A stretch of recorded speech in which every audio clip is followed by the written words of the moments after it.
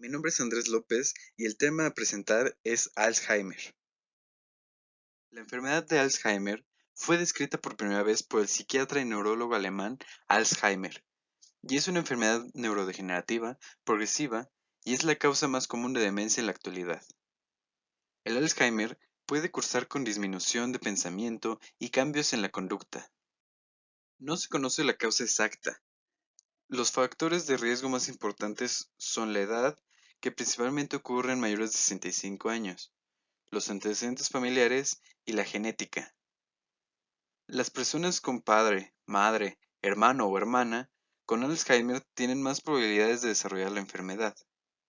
El riesgo aumenta si más de un familiar tiene la enfermedad. Los científicos saben que los genes están involucrados en el Alzheimer. Hay dos categorías de genes que influyen sobre la capacidad de una persona de desarrollar una enfermedad: los genes de riesgo y los genes deterministas. Se encontraron genes de Alzheimer en ambas categorías. Los genes de riesgo aumentan la probabilidad de desarrollar una enfermedad, pero no garantizan que suceda. Estos son, por ejemplo, la ApoE4, que es el primer gen de riesgo identificado y continúa siendo el de mayor impacto. Otras formas comunes del gen ApoE son ApoE2 y ApoE3. Todas las personas heredan una copia de alguna forma de ApoE de cada progenitor. Aquellos que heredan una copia de ApoE4 tienen un mayor riesgo de desarrollar Alzheimer. Aquellos que heredan dos copias tienen un riesgo todavía mayor, aunque no la certeza. Los investigadores todavía no saben cómo el ApoE4 aumenta el riesgo. Además de elevar el riesgo, puede hacer que los síntomas de Alzheimer aparezcan a una edad más temprana de lo habitual. Los genes deterministas directamente causan la enfermedad, lo que garantiza que cualquier persona que los hereda desarrollará el trastorno. Los científicos descubrieron variantes que causan directamente la enfermedad de Alzheimer en los genes que codifican las tres proteínas: la proteína precursora amiloidea, presenilina 1 y presenilina 2.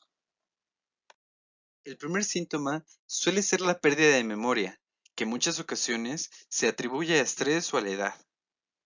Se afectan las capacidades para aprender nuevos hechos o crear nuevas memorias.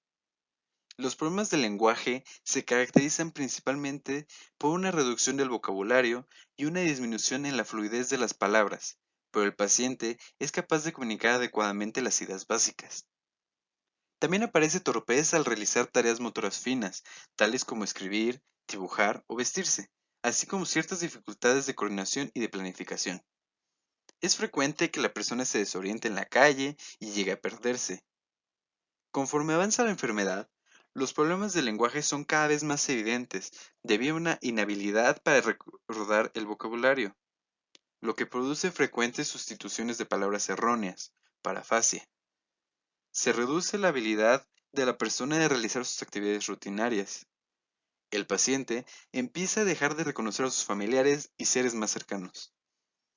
Puede haber cambios en la conducta. Las manifestaciones neuropsiquiátricas más comunes son las distracciones, el desvarío y los episodios de confusión al final del día, que estos se agravan por la fatiga y la oscuridad. Hay pruebas genéticas disponibles para ApoE4 y otros genes infrecuentes que causan directamente el Alzheimer. Sin embargo, los profesionales de la salud no recomiendan actualmente análisis genéticos de rutina para Alzheimer. En ocasiones, los análisis para detectar ApoE4 se incluyen como parte de estudios de investigación.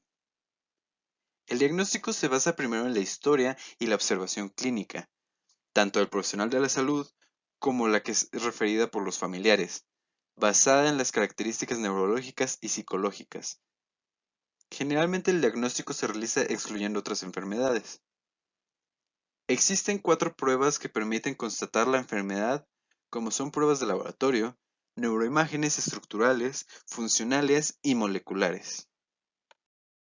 En el líquido cefalorraquídeo se puede cuantificar la proteína beta-amiloide, proteína tau total y proteína tau fosforilada en líquido cefalorraquídeo.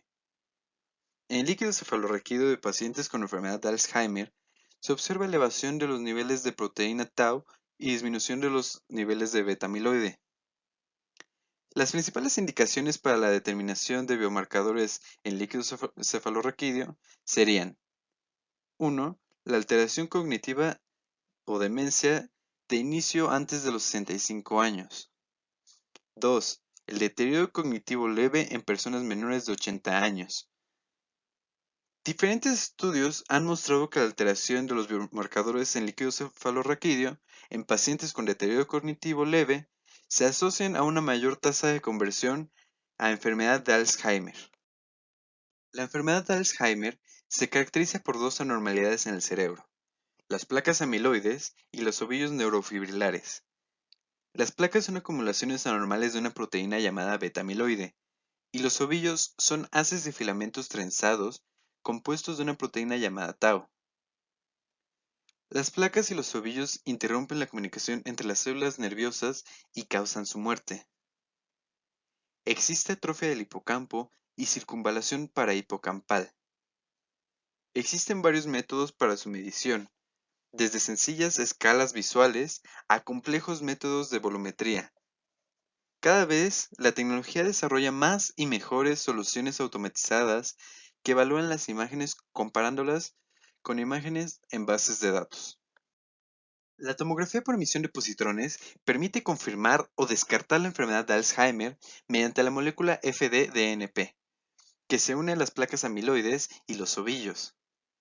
La tomografía por emisión de positrones con FDG detecta el hipometabolismo bilateral en la corteza parietotemporal, que lo diferencia del hipometabolismo unilateral que se presenta en la degeneración corticobasal. La tomografía por emisión de positrones también es útil para la estratificación de la enfermedad y estimar un pronóstico. En la imagen de la izquierda se observa un estudio de un paciente sano y en la derecha se observa hipometabolismo de un paciente con Alzheimer.